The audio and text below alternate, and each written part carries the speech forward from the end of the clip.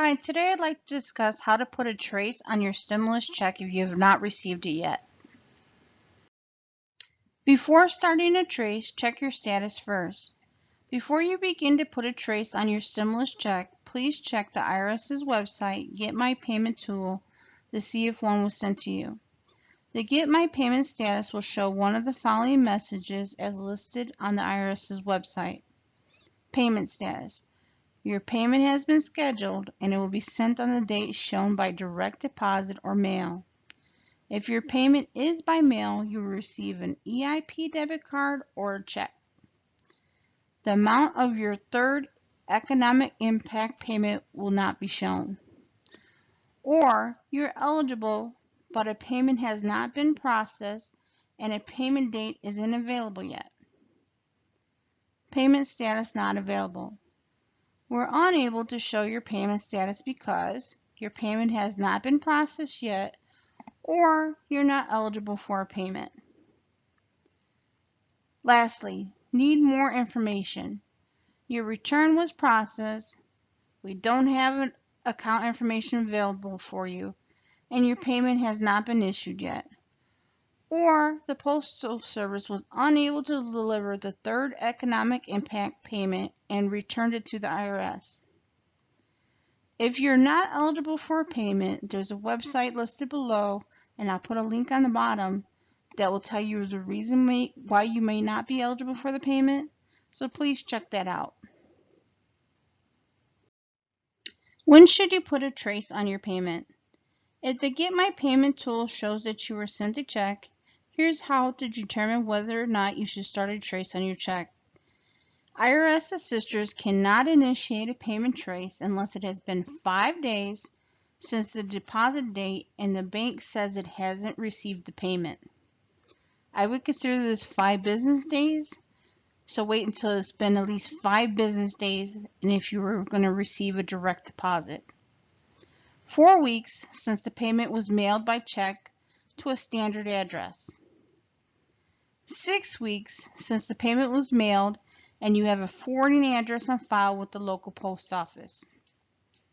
9 weeks since the payment was mailed and you have a foreign address. To start a payment trace, you would call 1-800-919-9835 or you can mail or fax a completed Form 3911, which is called the Taxpayer Statement Regarding Refund Form. I put a link for this below, and you can use that form to submit it to the IRS to do a trace. How to fill out Form 3911. Form 3911 is also known as the Taxpayer Statement Regarding Refund. A taxpayer completes this form to inquire about the status of an expected refund. To complete this document, you'll need certain information about the stimulus check for which you are inquiring. The IRS will use the information from Form 3911 to look into the matter and to verify that you did not receive the refund in question. Form 3911 was designed for tax refunds and not the economic impact payments. So some modifications need to be made before submitting the form to the IRS.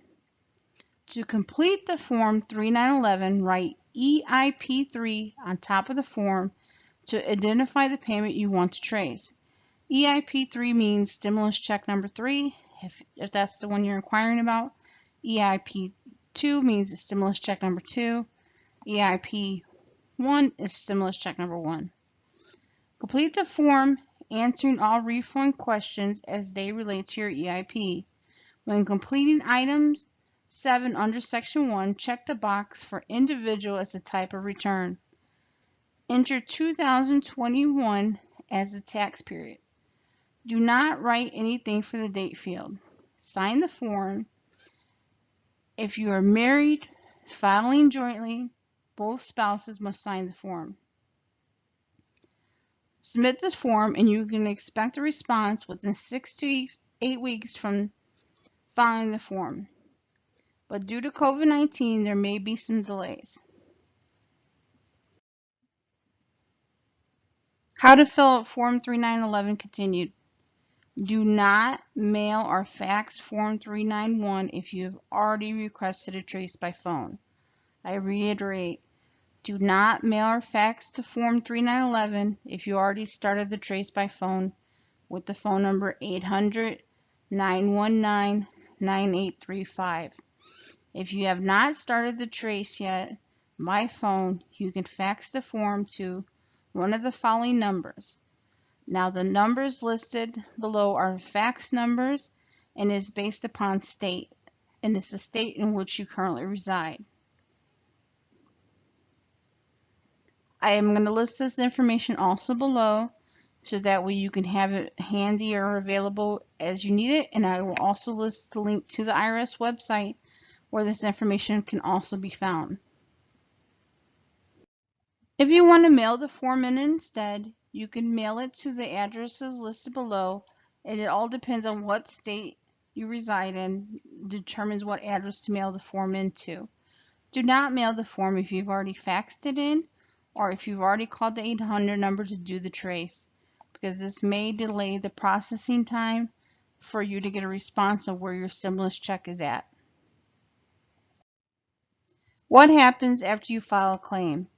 If the check was not cashed, the IRS will issue a new one. If you find the original check after receiving a new payment, you must return the original check as soon as possible. If the check was cashed, the Treasury Department's Bureau of Fiscal Service will send you a claim package that includes a copy of the cashed check. Follow the instructions. The Treasury Department's Bureau of the Fiscal Service will review your claim and the signature on the canceled check before determining whether or not the payment can be reversed and a new payment should be issued. So if this happens, it's basically they're going to do a fraud investigation to see what happened to the check. Did somebody else cash a check? Where did it go? What bank it went to? They're going to do some background investigation on the check. So that might take a little longer, but they'll investigate it for you. Some additional comments. Do not send any other form other than Form 3911 to any of the fax numbers that were listed, because they won't process them if you fax them to that number. Only Form 3911 should be faxed to those numbers, unless somewhere else on the IRS website you're doing something else and they refer you to that number. Do not start a trace if the website does not show you due a stimulus check. If you're not due a check, there's nothing to trace.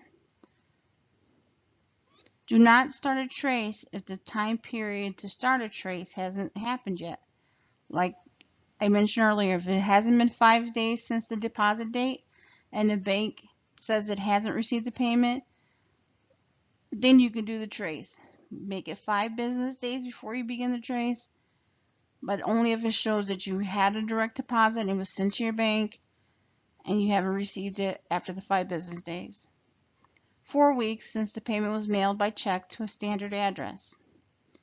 6 weeks since the payment was mailed and you have a forwarding address on file with the post office. 9 weeks since the payment was mailed and you have a foreign address. Filing a trace before you're due to file a trace may delay you getting a response from the IRS. So do not start the process early, because it will actually delay your processing time. So just keep that in mind before you start the process. And I actually would give it an additional week for each of the scenarios listed above, just because due to COVID-19, things are taking longer, especially by mail. The direct deposit one, I could see just doing the 5 days, wait till 5 days, business days, and then doing the trace. But for the rest of them, if it's coming by mail, I'd probably give it an extra week. Thank you for watching, and I hope you found this information useful. If you can like and subscribe to my channel, I would appreciate it. Thank you, and until next time.